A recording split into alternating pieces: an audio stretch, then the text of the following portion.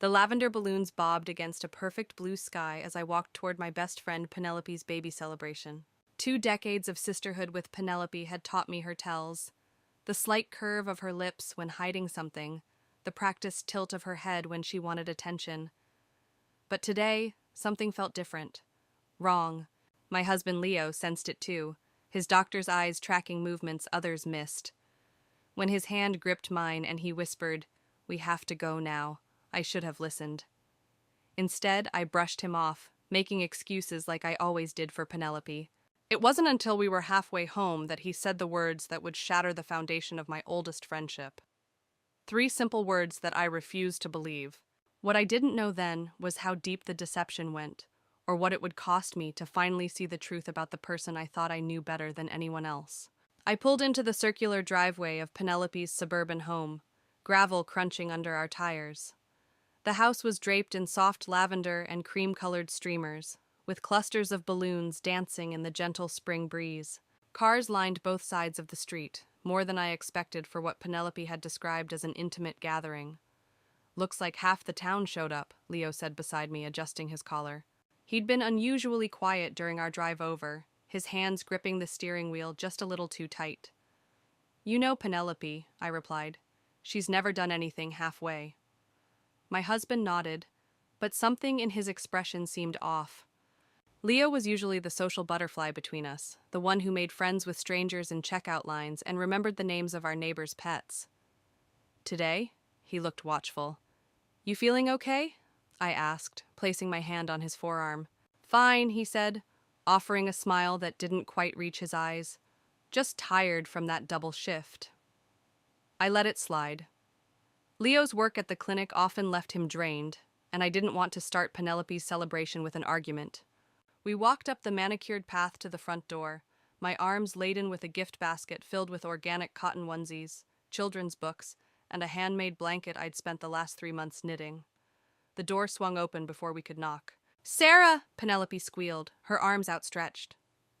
My best friend stood before me, radiant in a floor-length pale pink dress that flowed around her body. Her blonde hair was styled in loose waves, a flower crown perched atop her head. Her makeup was impeccable, highlighting her bright blue eyes and rosy cheeks. She looked like something out of a glossy pregnancy magazine, the kind where models with fake bumps sell the dream of maternal bliss. "You look incredible," I said, handing Leo the gift basket so I could embrace her. Penelope held me at arm's length, her body angled slightly away from mine. "Don't squish the little one," she laughed, patting her stomach. I noticed she wore the bump proudly, but something about how she touched it seemed practiced, almost theatrical. "We wouldn't want that," I smiled, trying to catch Leo's eye. But he was scanning the room behind Penelope, his gaze methodical. The entryway opened to a transformed living space. Lavender floral arrangements adorned every surface. A professional photographer circulated through the crowd, capturing candid moments. In the corner, a barista mixed specialty coffees and teas at a marble-topped bar. A neon sign blazed on the far wall. "It's a girl," in cursive pink letters. "This is... wow," I breathed, taking it all in. "Penelope, this must have cost..." "Don't worry about that," she cut me off, waving dismissively. "Most of it was donated. People have been so generous." Leo's eyebrows rose slightly, but he remained silent. Theodore, Penelope's partner of 3 years, approached with 2 glasses of sparkling cider. Tall and angular, with dark hair that was starting to recede at the temples, he handed one to Leo. "For the non-expectant among us," he joked, his accent clipping the words. "Congratulations," Leo said, clinking glasses. "First-time parenthood. Big change coming." "The biggest," Theodore agreed, though his eyes darted briefly to Penelope. Something passed between them, a look I couldn't decipher. "Sarah!" a familiar voice called from across the room. Olivia pushed through the crowd, her curly hair bouncing with each step. Behind her trailed Victoria and Ethan, my old high school circle complete once again. "It's been forever," Victoria exclaimed, pulling me into a hug. Her willowy frame was draped in a bohemian dress, paint stains visible under her fingernails despite her obvious attempt to scrub them clean. 6 months is hardly forever," I laughed. "In artist time, it's an eternity," she countered. Olivia stood back, observing us with the analytical gaze she developed since becoming a social worker. "How's the counseling center treating you, Sarah? Busy as always?" I replied. "You know how it is. Everyone needs someone to talk to." Ethan lingered at the edge of our circle, his hands in his pockets.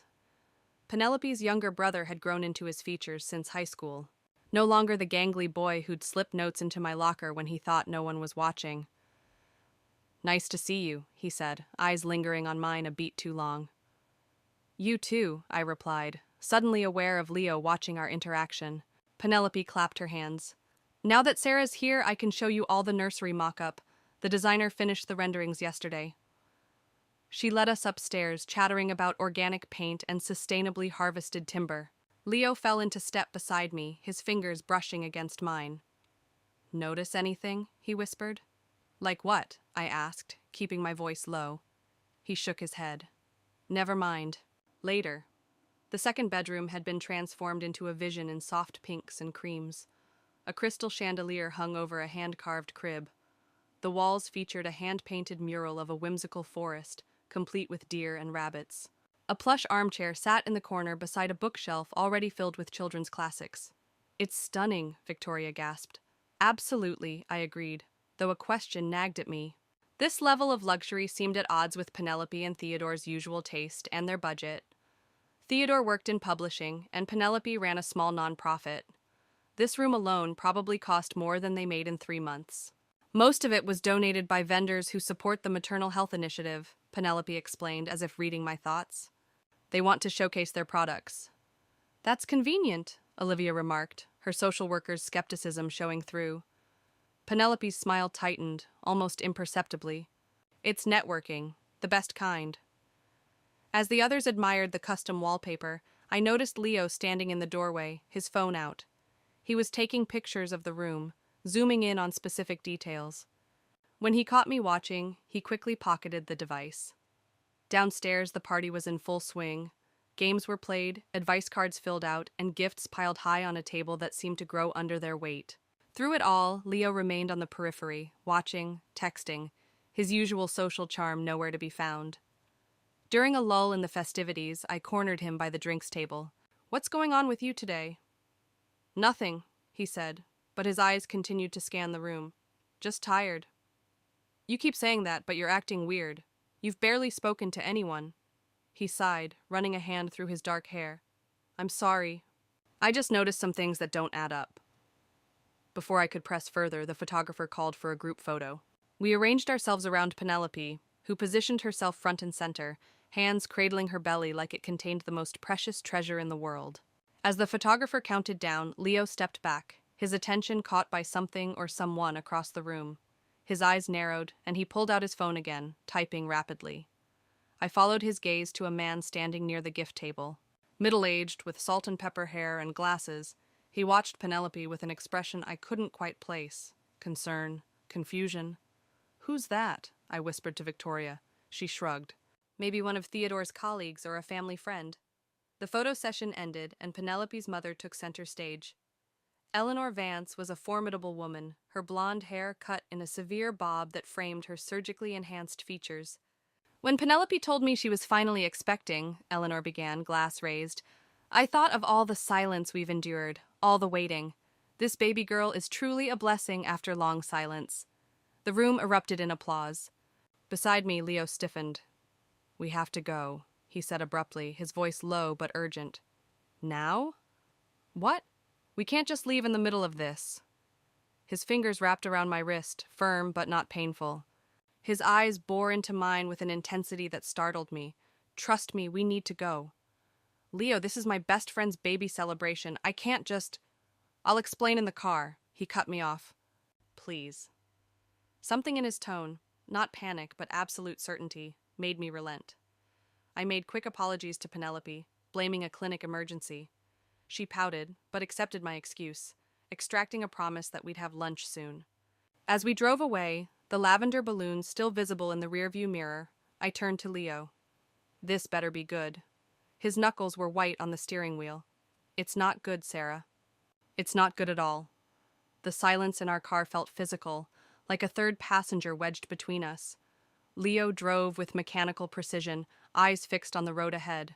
Outside, spring sunshine painted everything in cheerful colors that seemed to mock the growing tension. "Are you going to tell me what that was about?" I finally asked, breaking the silence.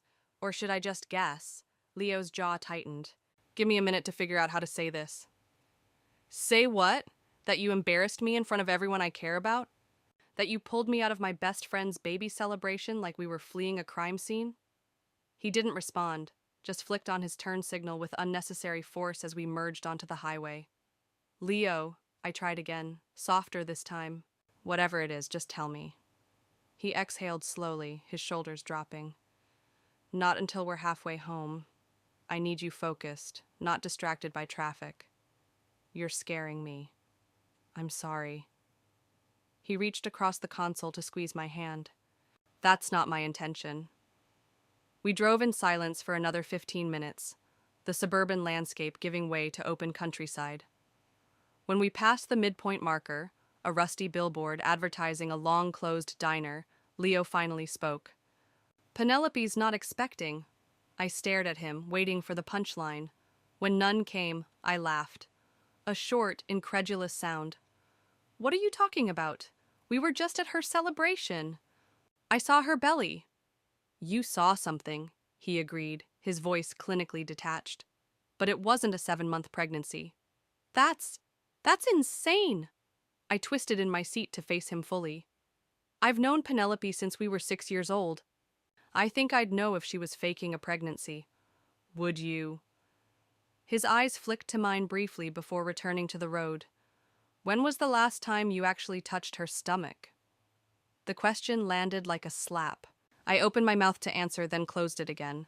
I pictured every interaction with Penelope over the past months: the announcement dinner, the gender reveal party, the shopping trips for maternity clothes.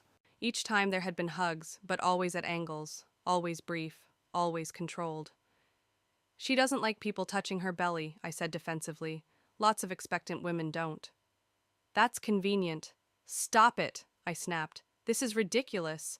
You can't possibly think Penelope is faking this. What would be the point?" Leo sighed. "The man at the gift table? That was Dr. Nathan Griffith. He's an obstetrician at my clinic." "So maybe he's her doctor?"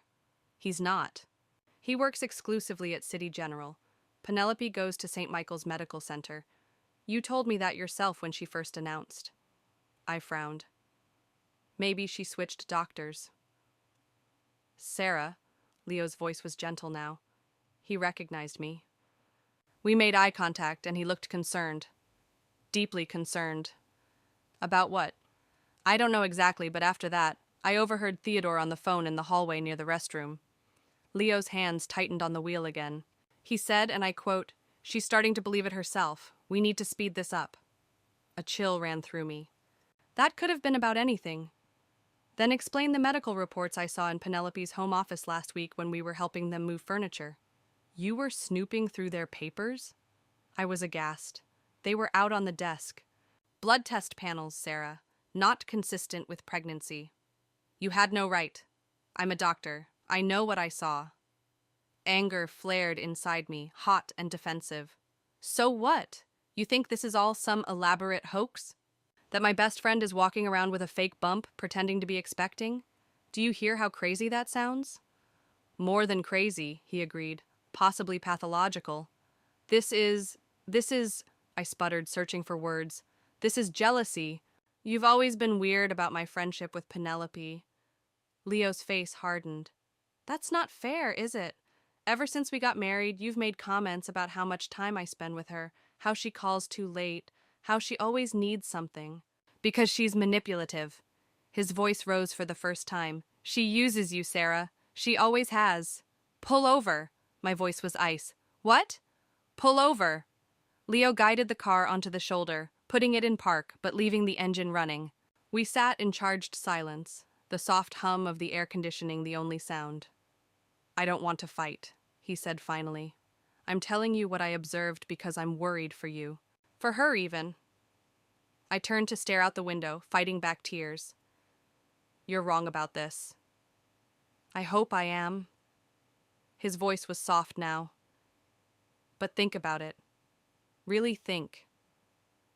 When did she announce? January. That's 7 months ago. Has her body changed the way an expectant woman's would? Not just her stomach, her face, her ankles, her overall weight. I thought about Penelope at the celebration. Her slender arms, her defined jawline, her slim ankles in those strappy heels. Expectant women retained water. They gained weight in their faces. Their bodies changed beyond just their bellies. She's always been thin, I said weakly. She's not drinking alcohol because of doctor's orders. Not morning sickness. Have you ever heard her mention morning sickness, food aversions, back pain?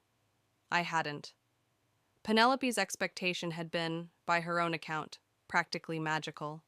No symptoms, no discomfort. And that nursery, Leo continued. Everything's still in packaging. Nothing assembled, almost like it's for show.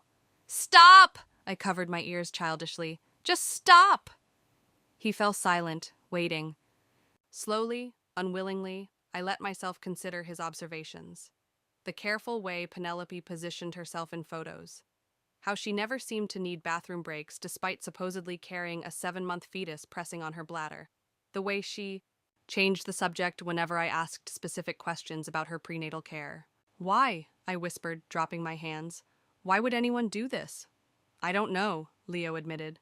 Attention? Money? That celebration wasn't cheap, and she said most things were donated.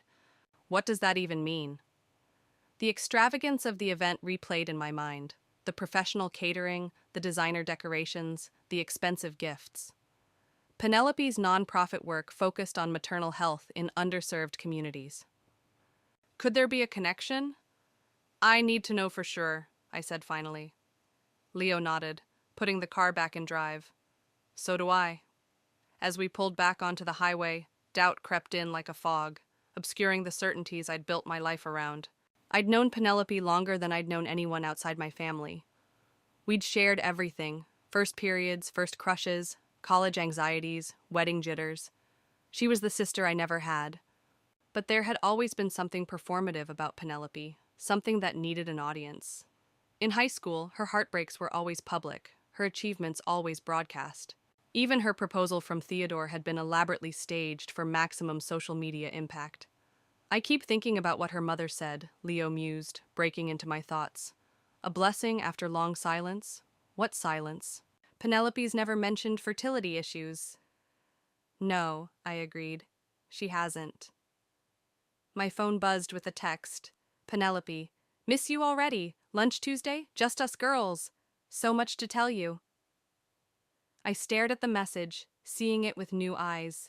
So much to tell me. What hadn't she already shared about this expectation? The rest of the drive passed in contemplative silence. By the time we pulled into our driveway, the sun was setting, painting the sky in shades of orange and pink. What now? I asked as Leo cut the engine.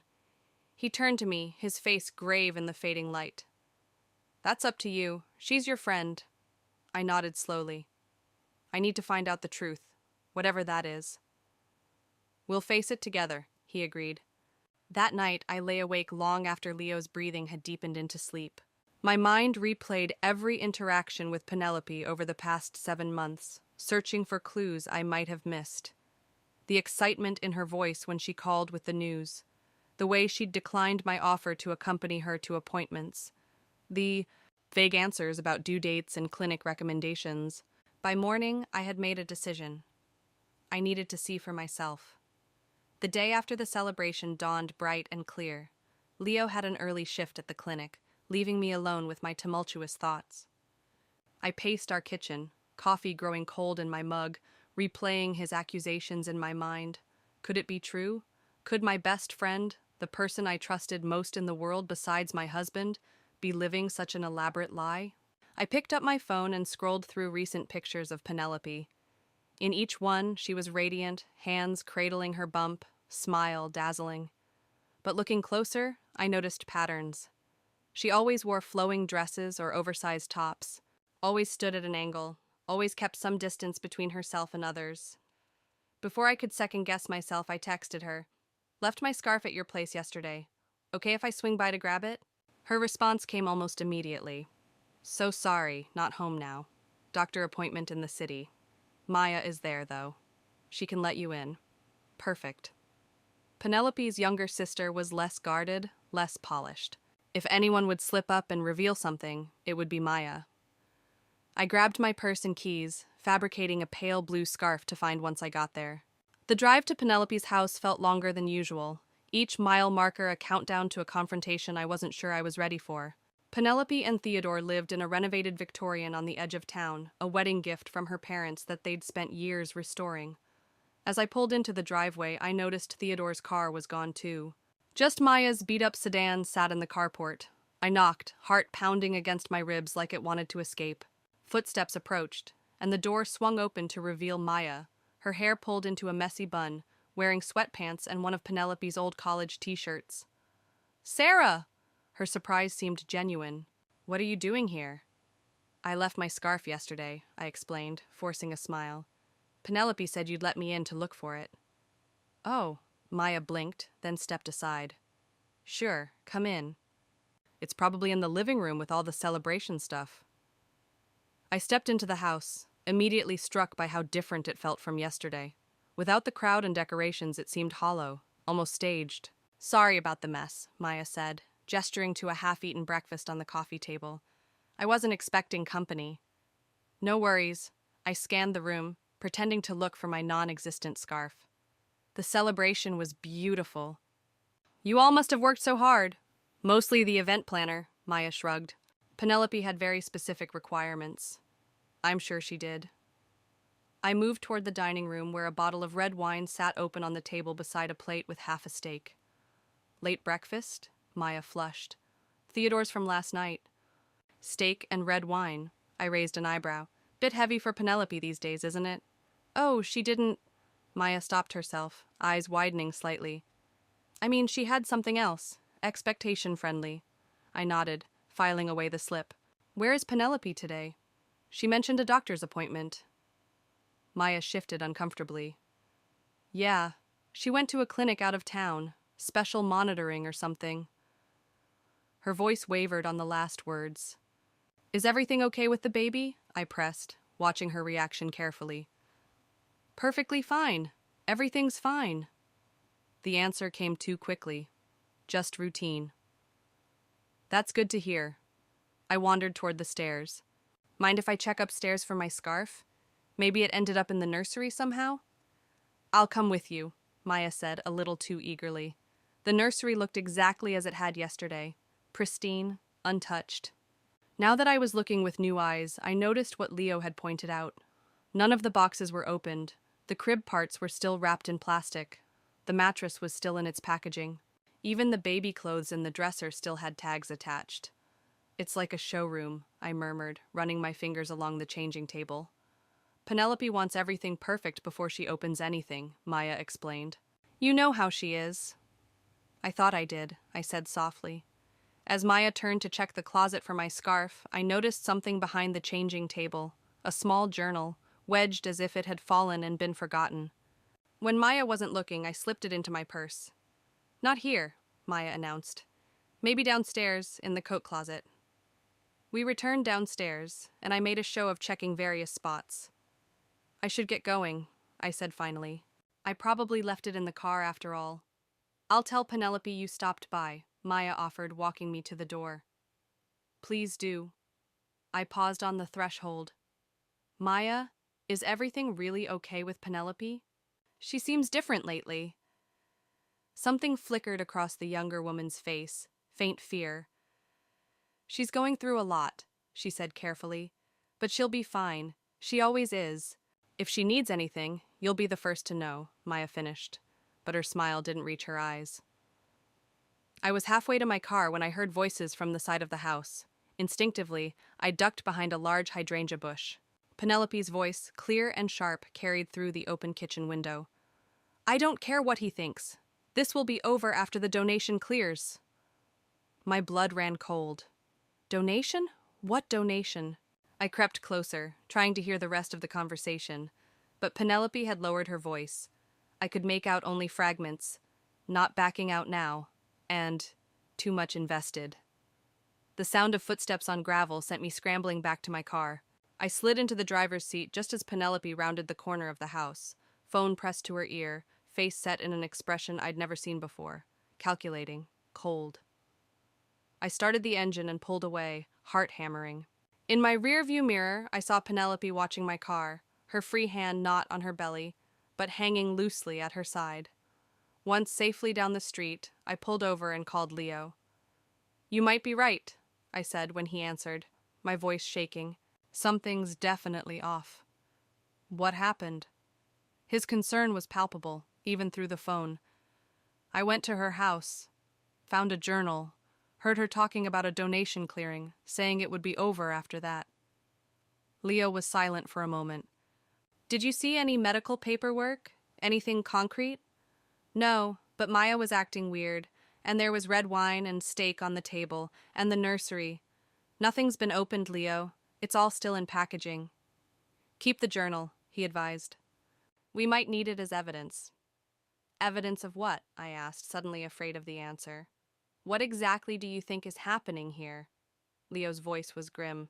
"Best case scenario? Some kind of delusional episode? Worst case? Fraud." After we hung up, I sat in my car, staring at Penelope's journal in my lap. Opening it felt like a betrayal, but not opening it felt like enabling whatever was happening. I took a deep breath and flipped to the first page. "My dearest daughter, though you're not yet in my arms, you're already in my heart. Each day I wait for you is a day closer to holding you. They don't understand. They say it's not possible, that I should accept reality. But mothers know. Mothers always know. Your room is ready. Your family is waiting. All we need now is you. With eternal love, your mother." The entry was dated 3 years ago. I flipped through more pages, each one a letter to this phantom daughter. Some were hopeful, some angry, some desperate. The most recent, dated just 2 weeks ago, sent chills down my spine. "My miracle girl. They've all finally accepted your coming. The donations are flowing in. Soon we'll have everything we need to bring you home properly. Just a little longer now, and no one will be able to take you away from me again. Forever yours, Mommy." What had happened 3 years ago? Penelope and Theodore had only been married for a few months then. Had there been a pregnancy no one knew about? A loss? My phone buzzed with a text from Penelope. "Saw you driving away. Did you find your scarf?" I froze, unsure how to respond. Before I could decide, another text came through. "Sarah, I need to tell you something. Something I haven't told anyone else. Can we meet tomorrow? Somewhere private. I've been keeping a secret for too long, and you're the only one I trust with the truth." I stared at the screen, a mixture of dread and vindication washing over me. Whatever was happening with Penelope, I was about to find out. With trembling fingers, I replied, "Of course. Name the time and place." Her response came immediately. "The cabin at Willow Lake. Noon. Come alone." The cabin, her family summer place, isolated and private, the perfect spot for a confession, or a confrontation. I started the car again, Penelope's journal secure in my purse, and drove home with the weight of 20 years of friendship pressing down on me. By the time I pulled into our driveway, I had made up my mind. I would meet Penelope tomorrow, hear her out, and then decide what to do. Leo was waiting for me in the kitchen, still in his scrubs from his clinic shift. One look at my face told him everything. "You found something," he said. It wasn't a question. "A lot of somethings." I sank into a chair at our kitchen table, and tomorrow I'm going to find out the rest. I showed him the journal, watched his expression darken as he read. When he finished, he closed it carefully and set it down between us like a bomb that might detonate. "Whatever you're walking into tomorrow," he said quietly, "be careful. If she's been living this delusion for 3 years..." "She's still Penelope," I insisted, though I wasn't sure anymore what that meant. "She's still my friend." Leo reached across the table and took my hand. "People who are drowning will pull down anyone trying to save them," he said. "Remember that." That night, I left Leo a voicemail before falling into a troubled sleep. "I think you're right about everything. I'm scared of what I'll find out tomorrow." In my dreams, I stood in Penelope's perfect nursery, watching as she rocked an empty blanket, singing lullabies to no one at all. The drive to Willow Lake took 40 minutes, each mile heightening my anxiety. I'd barely slept, turning over possibilities in my mind until dawn broke. Leo had offered to come with me, but this was something I needed to face alone. Whatever this turned out to be, the lake was peaceful in the late spring sunshine, its surface rippling with gentle waves. The Vance family cabin sat nestled among tall pines on the eastern shore, its weathered wood and stone chimney a fixture of my childhood memories. Penelope and I had spent countless summer days here, swimming, gossiping, dreaming of our futures. As I pulled up the gravel driveway, I spotted Penelope's white SUV parked under the carport. My stomach clenched. There was no turning back now. I approached the cabin slowly, taking in details I'd missed on previous visits. The porch swing where we'd shared secrets now looked abandoned, its chains rusted. Flower pots sat empty. The welcome mat was faded beyond recognition. Before I could knock, the door swung open. Penelope stood there, dressed in a simple white sundress. No baby bump, no expectation glow. Just Penelope, her face bare of makeup, her blue eyes rimmed with red. "You knew," she said simply, not a question. I nodded, unable to find words. She stepped back, gesturing me inside. I should have realized Leo would figure it out. Doctors notice things. The cabin's interior was dim, shafts of sunlight cutting through half-closed blinds. Penelope moved to the worn leather couch and sat, curling her legs beneath her like she used to do in college. "Do you hate me?" she asked, her voice small. I remained standing, unsure of the script for this moment. "I don't hate you. I don't understand." She laughed, a brittle sound. "That makes two of us." I watched as she poured water from a pitcher on the coffee table, her hands steady. "No wine today, no performance. I wasn't always lying," she began, staring into her glass. "A year ago, I was pregnant, for real." My breath caught. "What?" 8 weeks. We hadn't told anyone yet. We were waiting for the first trimester to pass. Her voice was flat, emotionless. "I miscarried on a Tuesday. Theodore was in London for work. I was alone." "Penelope," I moved toward her, instinct overriding caution. "Why didn't you call me?" "Because you had just announced your promotion at the counseling center. Everyone was so proud of you," she shrugged. I didn't want to steal your moment.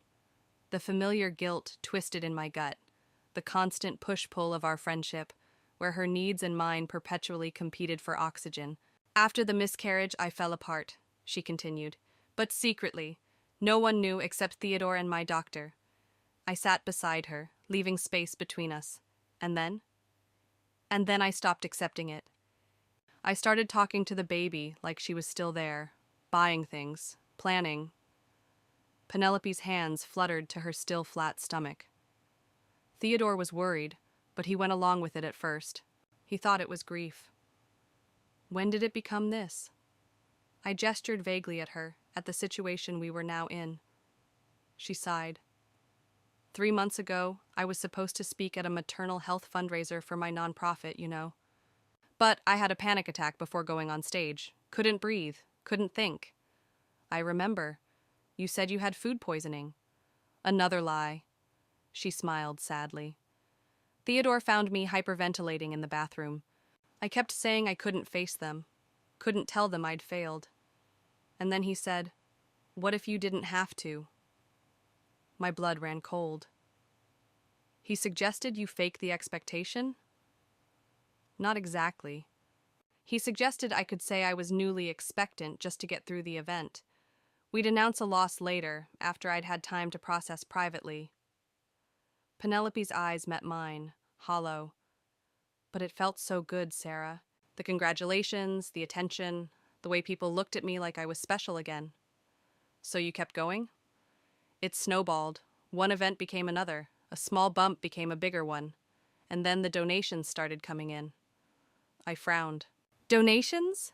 Penelope stood abruptly, moving to a desk in the corner. She returned with a folder full of papers. "Here," she said, spreading them on the coffee table. "See for yourself." The documents showed donations, substantial ones, from various businesses and individuals, all to Penelope's nonprofit, New Horizons Maternal Care. "The foundation is real," she explained. "The work we do is real." We provide prenatal care to women in underserved communities. What isn't real is... She trailed off. You? I finished. Your expectation. She nodded, eyes downcast. I don't understand. Why would your expectation affect donations to your nonprofit? Because of who the donors are. Penelope shuffled through the papers, pulling out several checks with familiar names: the Sterling Foundation, the Montgomery Trust, City Hope Healthcare. Services. They all have one thing in common. I scanned the names, recognition dawning. They all lost children or grandchildren or siblings. They donate to maternal health care because of personal tragedy. Penelope's voice hardened slightly. And they connect with me because they think I understand their fear, the fear of losing a child. The calculation of it all stunned me. So the baby celebration was a fundraiser, essentially? Every gift, every decoration, all donated by companies that support New Horizons. They get tax write-offs and publicity. We get supplies for our clinics.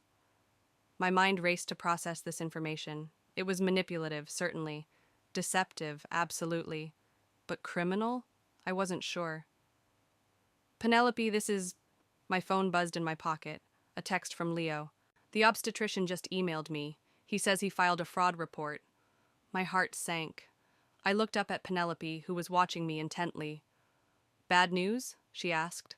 I hesitated, then turned my phone screen toward her. She read the message, her face draining of color. Who else knows? I asked quietly. Just Theodore and Maya. She figured it out last month. Penelope's composure cracked. Sarah, I can't go to jail. The foundation will collapse. All those women we help, they'll have nothing.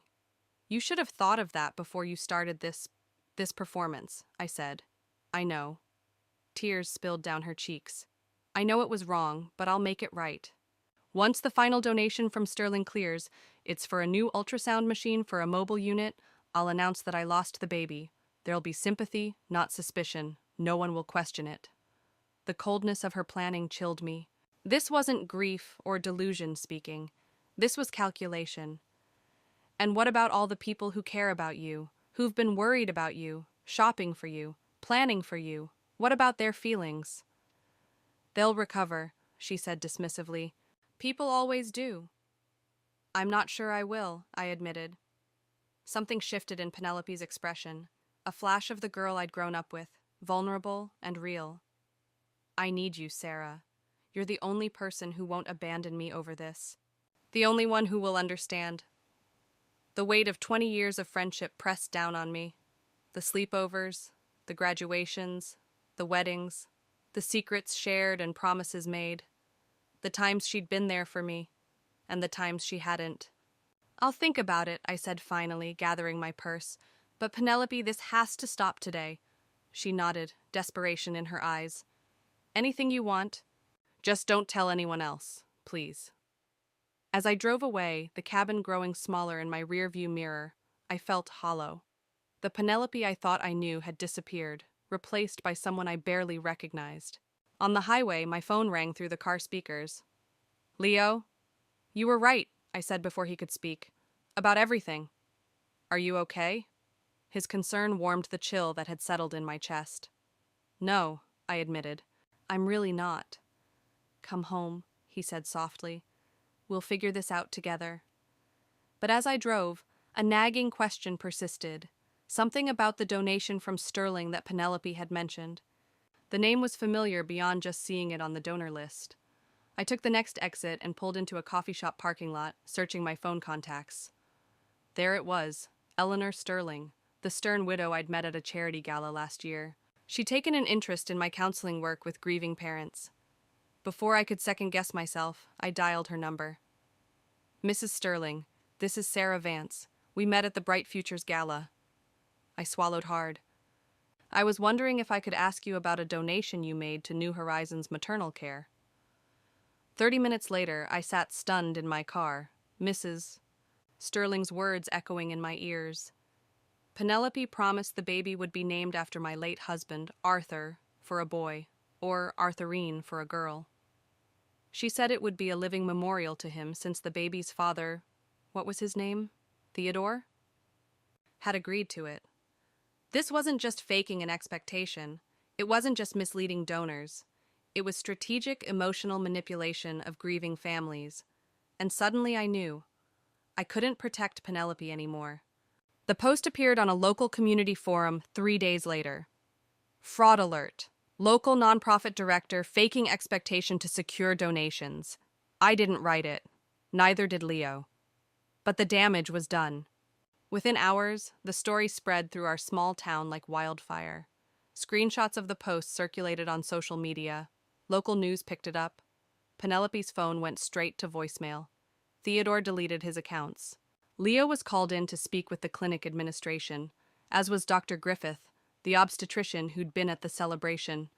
Both were asked to provide statements about what they'd observed. I didn't say anything specific, Leo assured me that evening, loosening his tie as he collapsed onto our couch. Just confirmed that as a medical professional, I had concerns about the authenticity of her condition. This is a nightmare, I murmured, scrolling through the endless comments online. People we'd known for years were expressing shock, disgust, anger. Some defended Penelope, suggesting mental illness. Others called for criminal charges. How did this get out?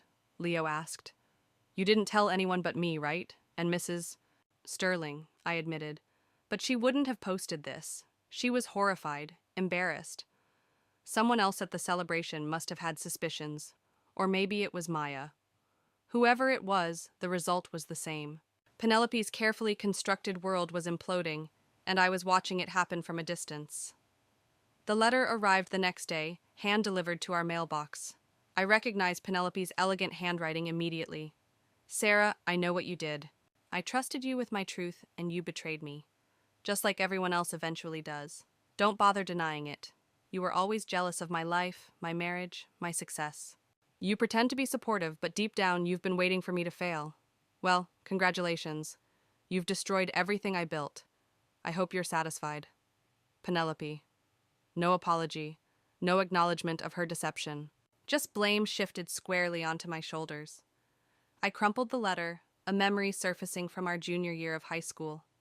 Penelope fainting dramatically in the cafeteria after her boyfriend broke up with her. The ensuing chaos, the ambulance called, the week of concerned attention that followed. And later her confession to me. I just needed everyone to see how much he hurt me. I'd excused it then. I'd excused so many things over the years.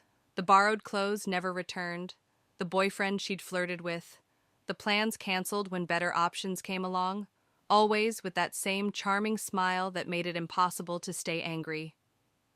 The doorbell rang, startling me from my thoughts. Victoria stood on our porch, her artistic, bohemian style replaced by jeans and a simple t-shirt. She looked exhausted.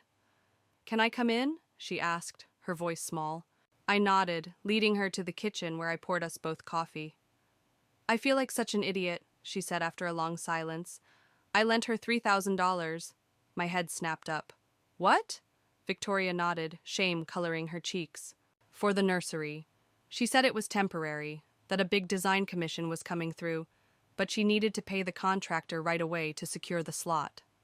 "Oh, Victoria. I know. But she's always paid me back before, and she was so excited about making everything perfect for the baby." Victoria's eyes filled with tears. "There is no baby, is there?" "No," I confirmed gently. "There isn't." "Was there ever?" "A year ago. She miscarried early." Victoria absorbed this, nodding slowly. "That makes more sense than whatever this is. Did she approach anyone else for money? Olivia, maybe? They had lunch a few weeks ago. Penelope was pretty focused on her afterward. I made a mental note to call Olivia. If Penelope had been systematically targeting our friend group for loans, this was worse than I'd imagined. After Victoria left, I did exactly that. Olivia answered on the first ring, her social worker voice in full effect. "I've been expecting your call," she said. "You want to know if she asked me for money too?" "Did she?" "Not directly, but she talked a lot about her foundation's work, how they needed a mental health component, how perfect I would be to consult." Olivia sighed. "I offered to volunteer my time. She seemed disappointed. You saw through it? Professional hazard. I notice when someone's performing rather than being. Olivia paused. In my professional opinion, Sarah, Penelope shows traits consistent with Munchausen syndrome. Isn't that when people fake illnesses for attention? Yes. But in this case, it's almost like Munchausen by proxy, except the proxy is her own identity as a mother. She's created a narrative where she gets sympathy, attention, and now financial gain, all centered around an expectation that doesn't exist. I close my eyes, overwhelmed. What happens to someone like that? Without intervention, the lies get bigger, the stakes get higher, and eventually, it all falls apart. Olivia's voice softened. Has anyone heard from her? Not since the story broke. She sent me a letter blaming me for everything. Classic deflection. She can't face her own culpability. After we hung up, I sat in silence, processing. My phone buzzed again. Ethan, Penelope's brother. Sarah? His voice was ragged when I answered. Have you heard from Penelope? No. Have you? Not since yesterday. She called me, crying. I couldn't understand most of it, but... He paused, gathering himself. I knew something was wrong. For months I knew. But I didn't have proof, and Mom and Dad wouldn't listen. It's not your fault, Ethan. Isn't it? She's my sister. I should have pushed harder. His voice broke. The police are involved now. Someone filed fraud charges. My stomach dropped. Already? Multiple donors, apparently, and Sarah, she's gone. Cleaned out her accounts this morning and disappeared. I gripped the phone tighter. What about Theodore? He says she left him too, but he seems more angry than worried, which tells me everything I need to know about their marriage. After we hung up, I called Leo at the clinic. Penelope's missing, I said without preamble. His voice went low, serious. Missing how? Disappeared. Accounts emptied. No one's heard from her. A long pause. She might come to you, he said finally. Why would she? She blames me for exposing her. Because you're her constant, her emotional safety net. Even when she's pushing you away, she's really pulling you closer. Leo's words haunted me as evening fell. I paced our house, jumping at every sound, peering through windows at the slightest movement. The rain started around 9, a gentle patter that grew into a downpour by midnight. Leo had been called in for an emergency surgery, leaving me alone with my thoughts and fears. I'd just decided to try to sleep when a soft knock came at the door. I froze, listening. It came again, not demanding, barely audible above the rain. I approached cautiously, peering through the peephole. Penelope stood on our porch, soaked to the skin, hair plastered to her face. No makeup, no designer clothes. Just Penelope, broken and dripping on our welcome mat. I opened the door. She didn't speak, didn't move, just stared at me with empty eyes. Then, like a puppet with cut strings, she collapsed forward into my arms. Her body felt small, fragile, as I caught her. For a woman who'd been portraying a 7-month expectation, she seemed to have wasted away to almost nothing. I could feel her ribs through her sodden shirt as I half-carried her inside. I settled her on the couch, wrapping her in a throw blanket. She stared straight ahead, unresponsive. I made tea. She didn't drink. Asked questions. She didn't answer. Finally, I just sat beside her in silence, watching the rain streak down our windows. After what felt like hours, she spoke one sentence, barely a whisper. Tell me what to do. I'll do it. I looked at her, this stranger wearing my best friend's face, and felt nothing but exhaustion. Leo found us like that when he returned home at dawn. Penelope curled into a ball on our couch, me sitting vigil in the armchair across from her. One look at his face told me he'd heard the news. They've issued a warrant, he said quietly, leading me into the kitchen. Fraud. Multiple counts. The Sterling Foundation is pressing charges. I glanced back at Penelope's sleeping form. She has nothing left. No money, no home, no reputation. That's not our problem. Leo's voice was firm, but not unkind. Sarah, she manipulated grieving families. She took advantage of people's pain. She stole money under false pretenses. I know she needs to face consequences and professional help. I know that too. Leo sighed, running a hand through his hair. She can't stay here. I want her out by noon.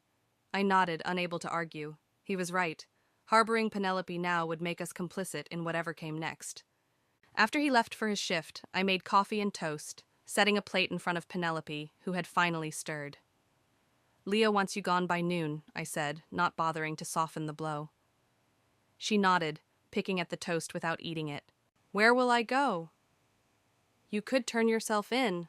Start taking responsibility." A bitter laugh escaped her. "They'll put me in jail." "Maybe, maybe not, but running will only make it worse." She looked up at me, a spark of the old Penelope in her eyes. "A documentary producer called me yesterday, wants to interview us both. Deception and mental illness in the social media age. Offered good money." "You can't be serious." "Why not? At least I'd control the narrative." I stared at her, incredulous. Even now she was thinking about the performance, the audience, the attention. "Penelope, this isn't a PR problem. It's not something you can spin or repackage. You lied to everyone who loves you. You exploited people's grief for money." "For the foundation," she corrected automatically. "The money went to the foundation, which you controlled, which enhanced your reputation, which gave you access to powerful people." I leaned forward, forcing her to meet my eyes. "Stop lying to yourself if no one else." Something cracked in her expression. "What do you want from me, Sarah? Tears? Confession? Self-flagellation? Will that make you feel better about abandoning me when I need you most? This isn't about me. It's always been about you." Her voice rose, color flooding her pale cheeks. Perfect Sarah, with her perfect husband and perfect career and perfect moral compass. Never a mistake, never a misstep. Do you have any idea what it's like to stand in your shadow year after year? "I've made plenty of mistakes," I said quietly. "Including letting this friendship become so unbalanced that you think you can manipulate me the way you do everyone else." "I never manipulated you. Didn't you?" The late-night crisis calls. The emergencies that always seemed to happen when I had something important going on. The constant need for reassurance and validation. She flinched as if I'd struck her. "That's what friends do. They show up for each other." "Friends, not emotional vampires." We stared at each other across the kitchen table, 20 years of friendship stretching between us like a chasm. "I think there's something wrong with me," she whispered finally. "I can't tell where the line is anymore between what's real and what's performance." "I know," I said, softening despite myself. "That's why you need help, Penelope. Real help." She was silent for a long moment. Then, "I just wanted to be special again." Before I could respond, a sharp knock came at the door. Through the window, I could see a police cruiser in our driveway. Penelope's eyes widened in panic.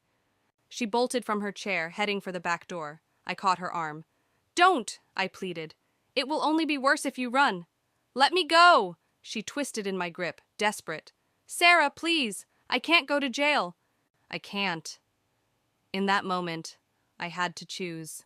The friend I'd known forever, or the truth I couldn't ignore. The loyalty that had defined most of my life, or the moral clarity that had emerged from its ashes. "I'll speak for you," I said finally, releasing her arm. "I'll tell them you came here voluntarily, that you're cooperative. It might help." She sagged against the wall, defeated. "You really think I'm a monster, don't you?" "No." I shook my head. "I think you're lost, and I can't find you anymore." The next hours passed in a blur, statements given, charges read. Penelope, hollow-eyed, being led to a police car. My promise to testify about what I knew.